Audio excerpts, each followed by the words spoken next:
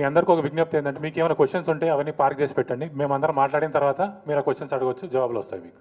Okay. 80s ₹5 అయింది అట్లా చేసి 2016-17 దాకా కూడా ₹20 పర్ 3 hours అని పార్కింగ్ ఛార్జెస్ చేసేవాళ్ళు. అయితే ఏ ఇండస్ట్రీ అయినా ఏ బిజినెస్ అయినా కస్టమర్ డబ్బులు ఇస్తేనే నిల్చుంటుంది. అది మనము వి నో ఆల్ దట్, అది తెలుసు మనకి. అయితే కస్టమర్స్ డబ్బులు ఇచ్చేది థియేటర్ వాళ్ళకి parking, canteen. Ticket money goes to the industry, producers, stars అటుపోతుంది. So exhibitor industry was surviving on parking and canteen. ఈ పార్కింగ్ 2017-18 నుంచి తీసేసి 2.5-3 years నుంచి సఫర్ అవుతున్నాము. ప్రజలకు మేలు చేసినట్టే ఉంది కానీ ఇక్కడ ఇండస్ట్రీ సఫర్ అవుతోంది. సో ఒక నామినల్ పార్కింగ్ ఛార్జెస్ కల్పించమని మా అందరి తరఫు నుంచి రిక్వెస్ట్ చేస్తానే ఉన్నాము గవర్నమెంట్కి. We hope we're again appealing to the government. మళ్ళీ ఒకసారి అపీల్ చేస్తున్నాము, పార్కింగ్ ఛార్జెస్ కల్పిస్తే single screens నిల్చుంటాయి.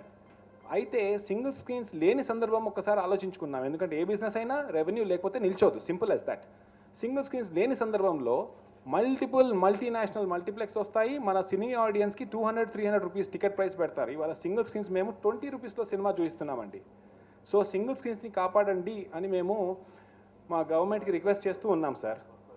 So parking charges, nominal parking charges కల్పించమని రిక్వెస్ట్ చేస్తున్నాం. అయితే మొన్న రీసెంట్లీ 1 week కింద enforcement already parking charges free ఉంది థియేటర్లో, కమర్షియల్ ఎస్టాబ్లిష్మెంట్స్లో పార్కింగ్ ఫ్రీ ఉంది.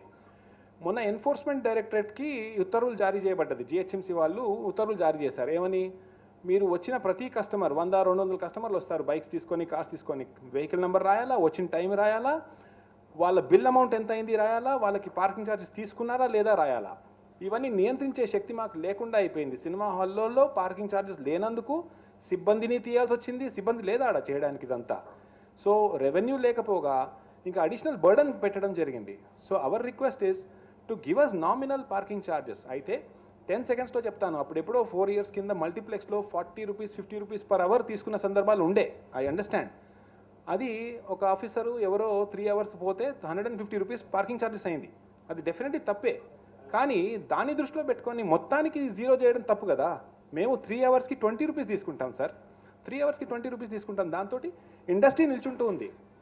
So it is a serious matter for us exhibitors. 2.5 years నుంచి మేము కుంటూ తిరుగుతున్నాం. ఒక రెవెన్యూ మోడల్ కట్ అయిపోయింది. So we request and appeal to the government to immediately do something about it. ఎందుకంటే కోవిడ్ దెబ్బ plus ఈ రెవెన్యూ లాస్ దెబ్బ చాలా డేంజరస్గా ఉంది మాకు.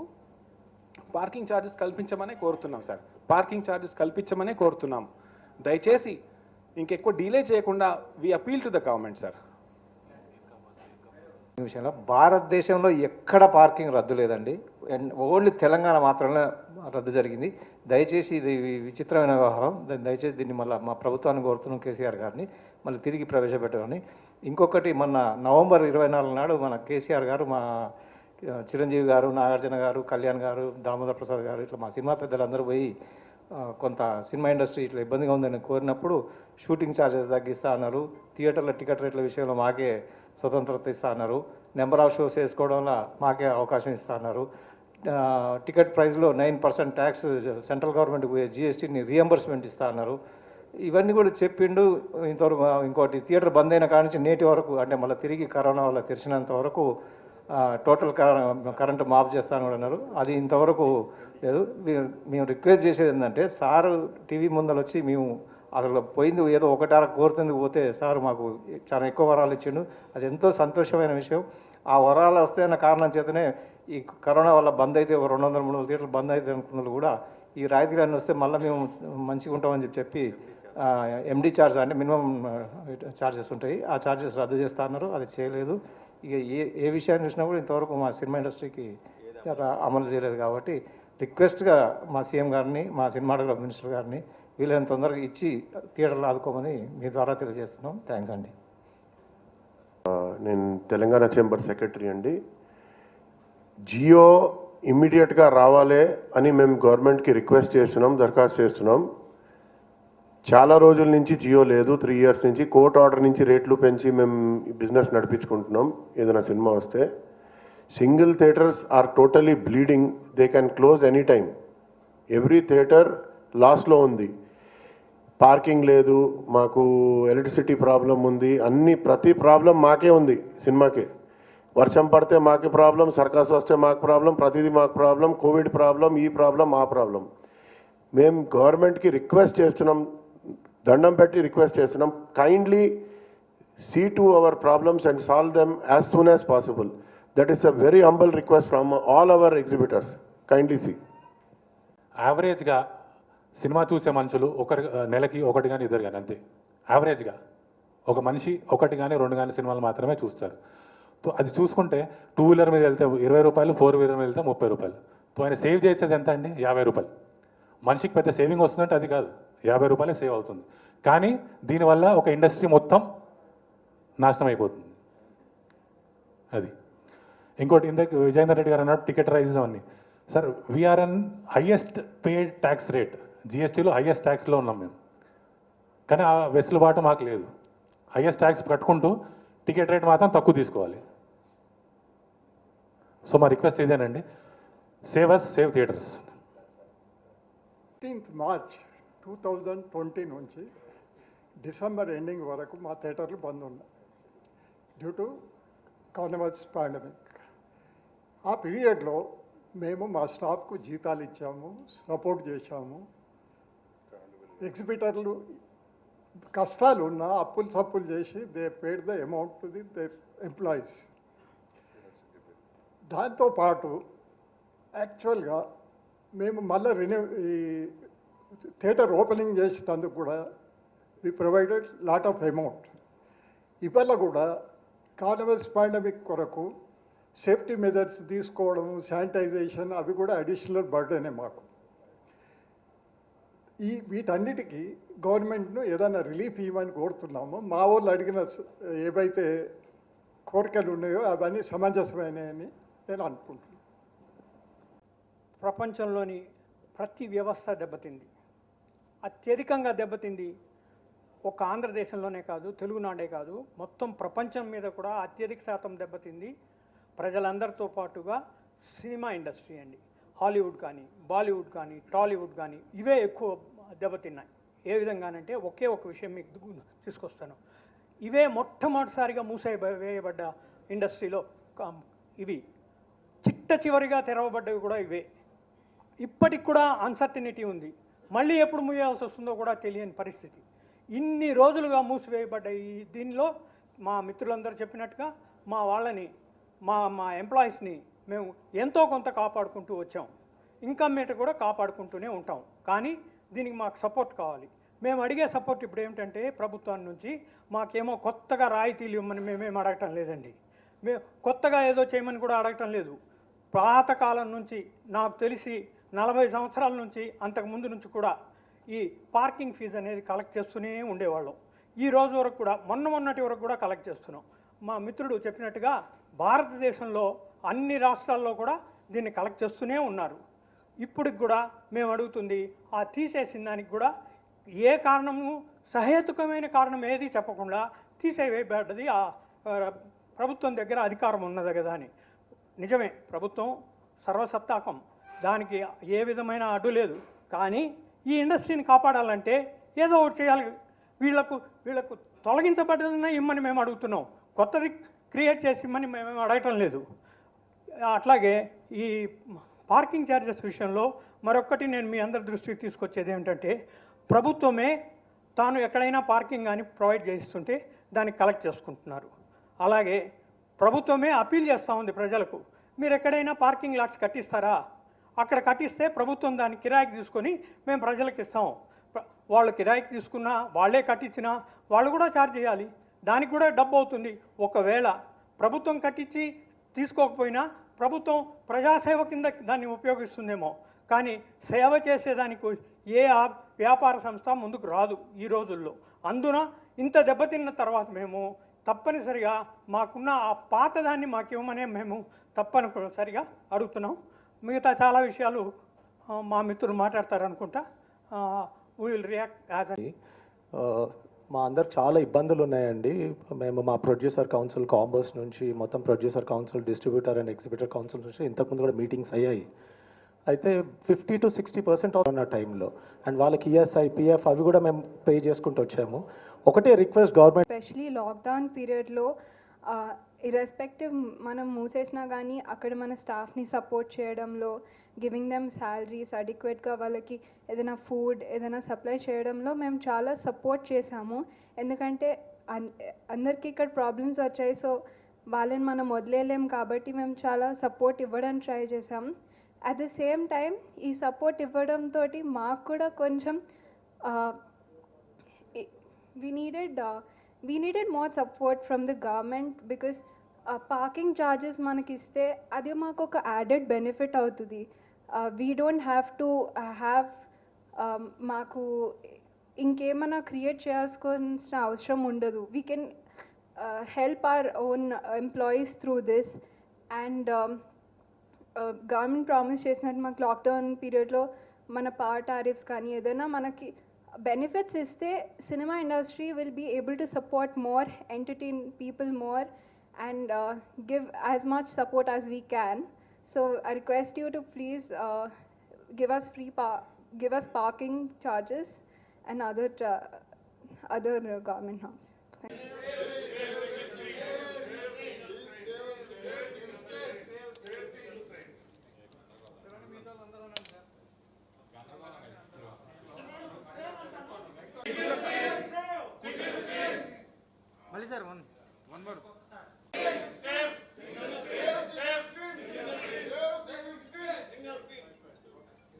టూ వీలర్కి 20 రూపాయలు తీసుకునే వాళ్ళం, 4 వీలర్కి 30 రూపాయలు తీసుకునే వాళ్ళం. ఈ సినిమా మొత్తం టైంకి, సినిమా 2 గంటలు అంటే 2 గంటలు, 3 గంటలు అంటే 3 గంటలు. సో అది సేమ్ కంటిన్యూ చేయమని మేము అడుగుతున్నాం.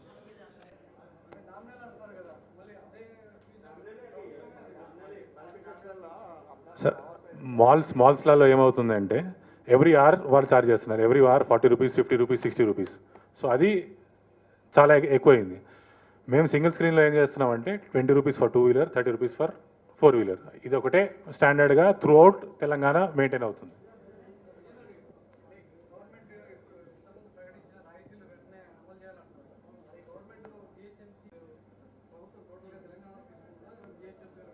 లేదండి, అది మొత్తం మన సీఎం గారు ఫర్ తెలంగాణ మొత్తానికి సీఎం వారు. ఆ సీఎం గారు మా థియేటర్ల ఇబ్బంది చిరంజీవి గారు కలిసింది, కానీ మా ఫిలిం ఛాంబర్ అధ్యక్షులు, మాజీ అధ్యక్షులు అట్లా వారు కలిసింది కూడా కేవలం సినిమా ఇండస్ట్రీని మంచిగా చూడాలి, ఎంటైర్ తెలంగాణ కూడా కావాలని అడిగినారు.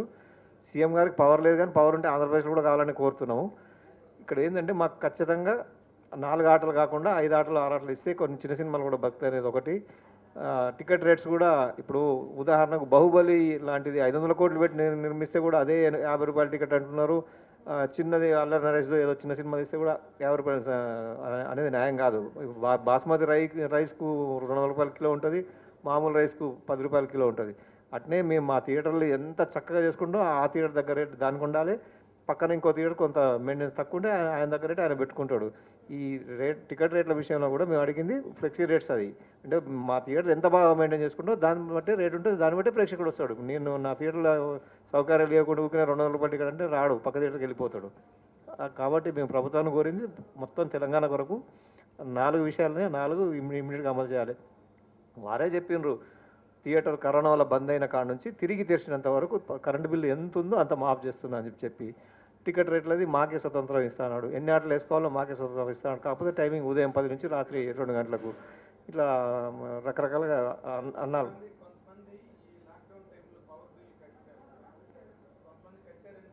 అవునండి, మేము అందరం కట్టినాం. అందరం తెలంగాణలో ఎవరు ఆపలే, ఆంధ్ర ఆపారు, కానీ మీకు అవి రిటర్న్ అంటే క్యాష్గా ఇవ్వరు. దయచేసి మాకు నెక్స్ట్ వచ్చే కరెంట్ బిల్లు లెస్ చేసినా కూడా చాలా సంతోషం. అంతే అంతే అంతే ఎప్పుడైనా కూడా అంతే. ఇంకా ఇవ్వలేదు, అది ఆర్డర్ వేయలేదు, ఇంకా ఇంతవరకు ఆర్డర్ తెలియదు. నవంబర్ 24న మున్సిపల్ ఎన్నికల ముందు సీఎం గారు వాగ్దానం చేసింది, ఏ పేపర్ కూడా రాలేదు. ఇప్పుడు రిక్వెస్ట్ అడుగుతున్నాం, మా థియేటర్లు తిరిగి ఓపెన్ మేము అందరం ఊహించుకుంది ఏంటంటే ఒక తెలంగాణలో దాదాపు 200 నుంచి 300 థియేటర్లు బంద్ అయితే డెఫినెట్గా అందరం నిరుత్సాహంగా ఉండే, బంద్ అయితేనే అనుకున్నాం. సీఎం గారు తానే స్వయంగా వచ్చి ఇవన్నీ చేస్తానన్న తర్వాత మాకు కొంత ఆశ కలిగింది. సీఎం గారు మా థియేటర్ మా సినిమా ఇండస్ట్రీని కూడా కాపాడుతున్నాడు కాబట్టి ఆ హోప్స్ తోటి ఆ ధైర్యంతో అందరు థియేటర్లు తిరగలిగింది. ఇప్పుడు వారు కనుక ఆ కరెంట్ బిల్లు రాయితీ చేయకపోతే ఒక్కొక్క థియేటర్కి కొన్ని థియేటర్లకు 10 లక్షలు 11 లక్షలు కూడా ఉన్నాయి బకాయిలు. కాబట్టి మేము ఎంత తొందరగా వస్తే అంత తొందరగా బయటపడతాం. మాకు కూడా భయాలు ఉన్నాయి.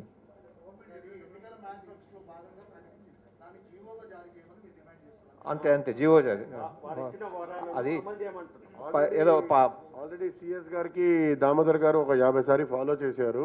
అండర్ ప్రాసెస్ అని అంటున్నారు. ఆయనే అయిపోయింది అంటున్నారు కానీ జరగలేదు. మేము దయచేసి రిక్వెస్ట్ చేస్తున్నాం సార్కి అందరికీ, మాకు తొందరగా జియో ఇస్తే కొద్దిగా మేము బ్రతుకుతాం, లేకపోతే చాలా ప్రాబ్లమ్స్ అవుతాయి మాకు. ఇంకోటి సార్ 1 మినిట్ సార్, దీంట్లో వారు ఏమంటారు అంటే ఎన్నికల మేనిఫెస్టో అంటే వాళ్ళ పార్టీ అధ్యక్షుడు పార్టీ ఏదో చెప్తే అది వేరు. స్వయాన సీఎం గారు చెప్పారండి, మా ప్రభుత్వం చెప్పి ఇండస్ట్రీ చేస్తారు. కాబట్టి దయచేసి వీళ్ళని తొందరగా మా సీఎం గారు రిక్వెస్ట్ చేస్తున్నాం. రైట్ సార్, అంతేనండి, అంతే అంతే అంతే రిక్వెస్ట్.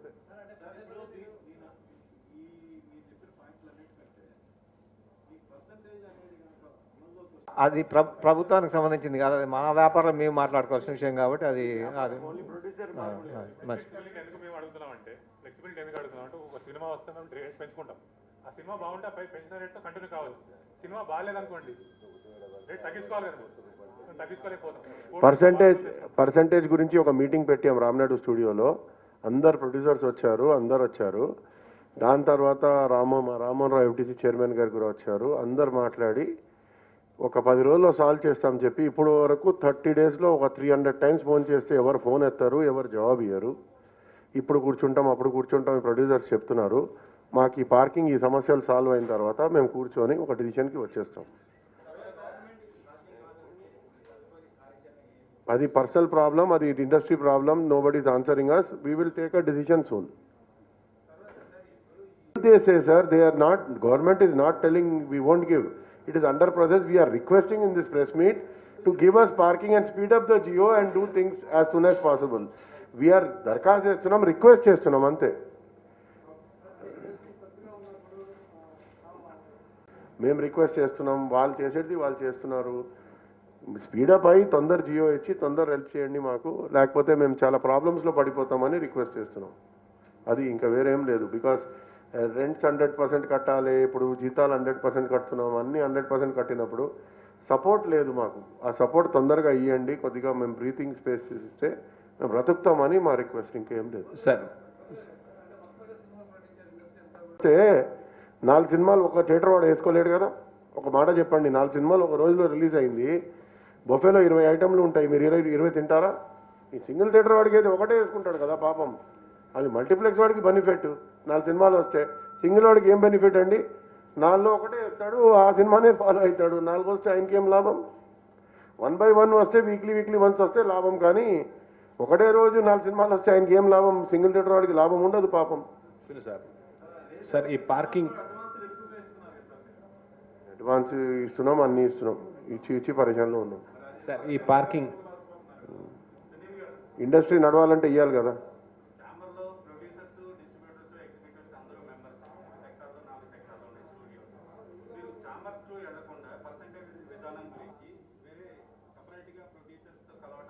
సపరేట్ ఏం కలవలేదు. తెలంగాణ చేంబర్ మీటింగ్ ఆర్గనైజ్ చేసింది, ఆల్ సెక్టర్స్కి పిలిచి మాట్లాడింది. త్రూ చేంబర్, తెలంగాణ చేంబరే కదా. ఆ రోజు మీటింగ్లో బ్యానర్ కూడా ఉంది కదా. త్రూ తెలంగాణ చేంబర్ ఎగ్జిబిటర్స్ అందరు కలిసినాం. ఎగ్జిబిటర్స్, డిస్ట్రిబ్యూటర్స్, ప్రొడ్యూసర్స్కి కలిసినాం. జాయింట్ మీటింగే చేసాం, మేమేం సపరేట్ వెళ్ళలేదు. Through Telugu film chamber, Damodar గారు సెక్రటరీ గారు వచ్చారు కదా, తెలుగు చేంబర్ కూడా ఇన్వైట్ చేసాం. అది ఏం లేదు. లేదు, యాజ్ అ సెక్రటరీ ప్రొడ్యూసర్ ఇద్దరు ద్వారానే వచ్చారు ఆయన. ఆ రోజు సందేహం కరెక్టే. ఏమైందంటే మాకు 100కి మన ప్రొడ్యూసర్ల సంఖ్య దాదాపు 6,000 ఉంది మా ఏపీ ఛాంబర్ అంతా కలిపి. 6,000 దాదాపు 5,500 మంది పర్సంటేజ్ ఆడతా అంటున్నారు. కొంత చాలా తక్కువ నామినల్ కాదు, ఫిగర్ చెప్తే ఆశ్చర్యపోతారు. వాళ్ళు మాత్రమే రెంటారు. వాళ్ళే 90% సినిమాలు వస్తాయి, వీళ్ళందరి ఇంతమంది కలిపి 5% వస్తాయి, అంటే రన్నింగ్ పిక్చర్స్. మేము ఇంతమందిని పిలిస్తే గందరగోళంగా ఉంటుందని చెప్పి యాక్టివ్ ప్రొడ్యూసర్స్ని పిలుచుకొని ఇప్పుడు ఏప్రిల్ నుంచి రేపు జూన్ దాకా వచ్చేది అట్లా కౌంట్ చేసుకొని పిలవడం జరిగింది. వాళ్ళందరూ మేము ఒకసారి ఆలోచించుకొని చెప్తా ఉన్నారు, కాకపోతే టైం ఎక్కువ తీసుకుంటున్నారు. వీళ్ళని తొందరగా చేయమని ఉన్నారు. మీటింగ్ సెకండ్ మీటింగ్ మాత్రం తెలంగాణ ఛాంబర్ ఆ రోజు పెట్టింది. పిలిచింది మాత్రం యాక్టివ్ ఉన్న ప్రొడ్యూసర్లు పిలిచి.